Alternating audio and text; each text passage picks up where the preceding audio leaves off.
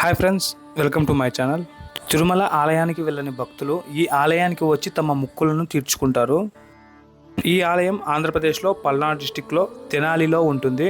ఈ ఆలయం పేరు తెనాలి వైకుంఠపురం టెంపుల్. ఈ ఆలయం గుంటూరు నుంచి 31 కిలోమీటర్లు, విజయవాడ నుంచి 35 కిలోమీటర్లు, తిరుపతి నుంచి 386 కిలోమీటర్లు, హైదరాబాద్ నుంచి 306 కిలోమీటర్లు, విశాఖపట్నం నుంచి 379 కిలోమీటర్ల దూరంలో అయితే ఈ ఆలయం ఉంటుంది.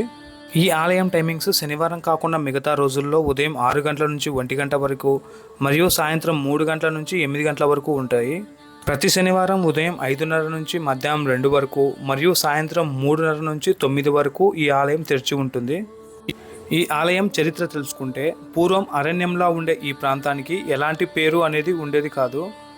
ఒకరోజు ఒక భక్తుడికి నాగేశ్వరుడు కలలో కనిపించి, ఇక్కడ దగ్గరగా ఉండే ఒక పుట్టలో నేను వెలిశాను, నీవు నన్ను బయటికి తీసి ఆరాధించు, నీకు శుభం కలుగుతుంది అని చెప్పగా మరుసటి రోజు తనకు వచ్చిన కల గురించి తన స్నేహితుడికి చెప్పి అక్కడ పుట్టలో చూడగా నిజంగానే దేవతామూర్తులు ఉండటంతో వాటిని బయటికి తీసి ఆ స్వామివారిని నాగేశ్వరుడు అని నామకరణం చేసి అక్కడే ప్రతిష్ఠించి ఆరాధించారు. కొంతకాలానికి ఈ ప్రాంతంలో నాగేశ్వరుడు వెలిశాడు అని తెలిసిన కంచి కామకోటి పీఠాధిపతుల వారు ఈ ప్రాంతానికి వచ్చి నాగేశ్వరుని ఆరాధించి ఇక్కడ లక్ష్మీ పద్మావతి సమేత శ్రీ వెంకటేశ్వర స్వామి వారిని ప్రతిష్ఠించి ఆలయ నిర్మాణానికి పునాదులు వేసి ఈ ప్రాంతాన్ని వైకుంఠపురం అని నామకరణం చేశారు. ఈ ఆలయంలో వైకుంఠ ఏకాదశి ఉత్సవాలు చాలా ఘనంగా జరుగుతాయి.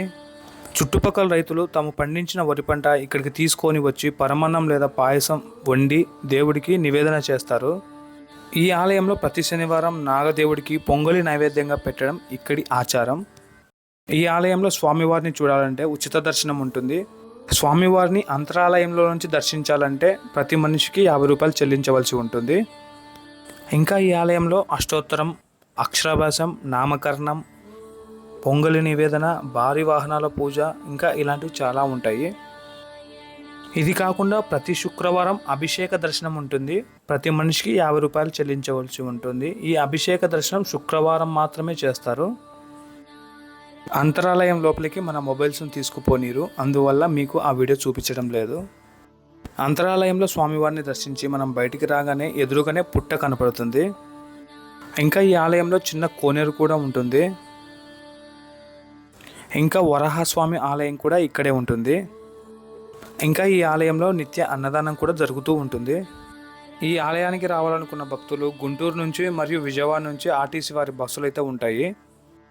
తెనాలి ఆర్టీసీ బస్టాండ్ నుంచి కానీ తెనాలి రైల్వే స్టేషన్ నుంచి కానీ ఈ ఆలయం 1.5 కిలోమీటర్ల దూరంలో ఉంటుంది.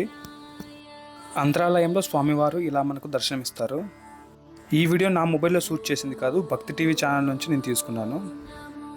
అంతరాలయంలో ఉన్న స్వామివారిని దర్శించుకొని బయటికి వస్తే మనకు ఈ పుట్ట కనపడుతుంది. ఇక్కడే ఆడపిల్లలకు చెవి పోగులు కుడతారు మరియు చిన్న పిల్లలకు పుట్టిన వెంట్రుకలు కూడా ఇక్కడే తీస్తారు.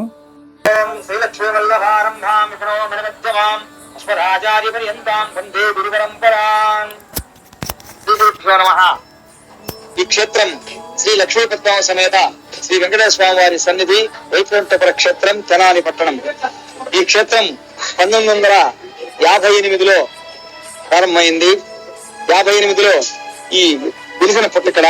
ఈ పుట్ట కింద అంటే పుట్టప్పుడు లేదు, ఆ పుట్టకి విగ్రహాలు చెక్కించి శ్రీ బాలనరసింహారావు ఆ పుట్ట దగ్గర ఆ ఉన్న ప్రాంతంలో తాటాకులతోటి పందిరి వేసి ఆ విగ్రహాల ముందు కూడా అక్కడ పెట్టాడు.